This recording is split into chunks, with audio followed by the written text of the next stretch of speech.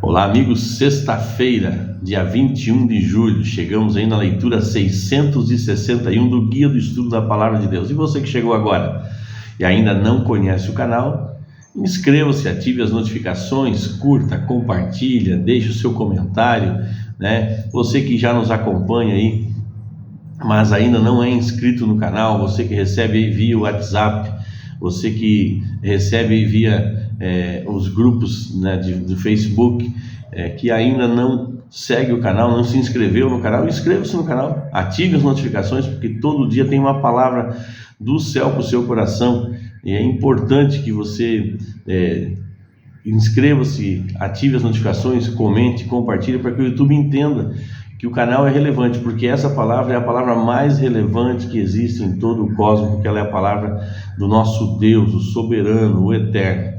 Nós estamos discorrendo aí no terceiro trimestre do ano sobre a carta de Efésios, a carta de Paulo aos Efésios. Estamos na lição número 4, né, no finalzinho da lição número 4 hoje, no estudo adicional. Subjacente à Epístola aos Efésios, esta é uma história que muitas vezes repetida em partes ou mencionada.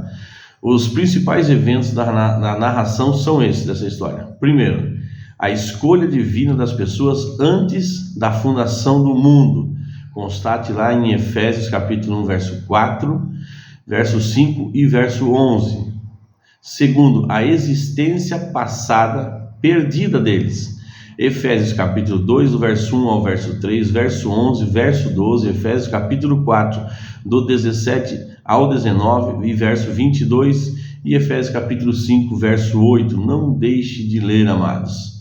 Terceiro, a intervenção divina em Cristo para salvá-los. Efésios capítulo 1, verso 7, verso 8, capítulo 2, do verso 4 ao verso 6, verso 13, verso 19, capítulo 4, verso 1, verso 20 e verso 21. Vá pausando o vídeo aí e vai lendo os textos, amados. Efésios capítulo 5, verso 2, verso 8, verso 23, verso 25 e verso 26. Quarto, a aceitação do evangelho por parte dos crentes é explícita em outros lugares, né? Outrora, não tendo esperança, eles agora possuem uma só esperança, para a qual foram chamados. E compare aí com Efésios capítulo 1, verso 18, né? Comparar Efésios capítulo 4, verso 4 com Efésios capítulo 1, verso 18. Quinto, a vida dos destinatários como discípulo, apesar de viverem em uma época repleta de perigos e de oposição dos poderes malignos, podiam recorrer aos recursos oferecidos por seu exaltado Senhor. Efésios capítulo 1, verso 15 ao 23, capítulo 2, verso 6, capítulo 3, verso 14 ao 21 e capítulo 4, do verso 7 ao 16 e capítulo 6, do verso 10 ao verso 20. Sexto, no futuro clímax da história, o papel do Espírito Santo como garantia, Efésios capítulo 1, 13 e 14, ou selo, Efésios capítulo 4, verso 30, se cumpre. Neste momento de coação, aos fiéis serão recompensados ao tomar posse da herança já concedida a eles em Cristo, e por sua fé em Cristo terão um lugar no porvir. Constate lá em Efésios capítulo 1, verso 21, capítulo 2, verso 7, verso 19 ao 22, capítulo 4, verso 13, verso 15, e capítulo 5, verso 27, e capítulo 6, versos 8 e verso 9. São bastante textos, na verdade, né? No início da lição nós já lemos toda a carta de Paulo aos Efésios, e agora a gente vai destacando, né, alguns pontos. Perguntas para consideração. A história subjacente de Efésios, né, que nós vimos acima, não é apenas a história dos crentes no primeiro século, mas é a nossa história. Quais etapas dessas histórias lhe trazem esperança?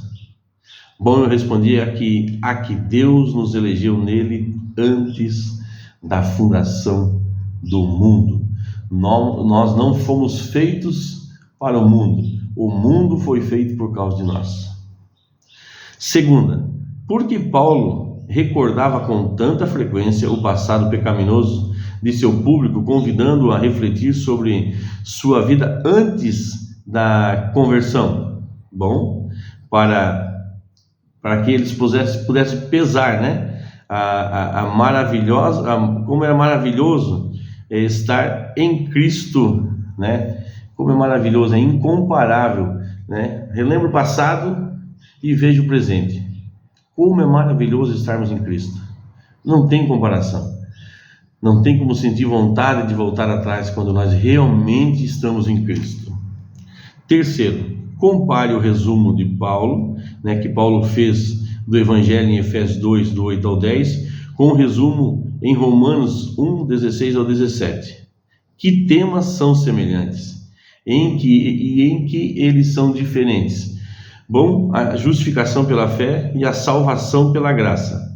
Em que eles são diferentes? Bom, na verdade eles se completam, né? A graça só é ativada pela fé. Essa resposta aqui eu tenho ela escrito aí há alguns anos atrás já, né? Que a graça é o maior presente que nós podemos receber de Deus, mas a fé é o veículo ativador. Um se completa com o outro, né, amados?